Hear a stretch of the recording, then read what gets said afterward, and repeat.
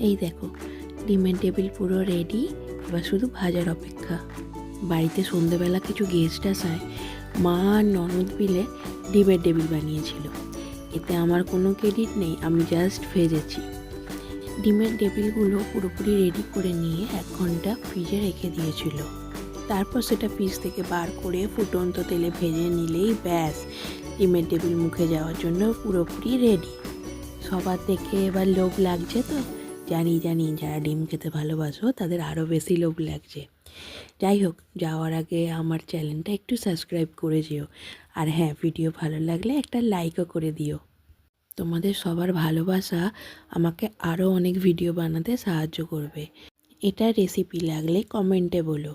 আর হ্যাঁ, কার কার দেখে লোভ লাগলো সেটাও কমেন্টে জানিয়ে যেও। Thank you.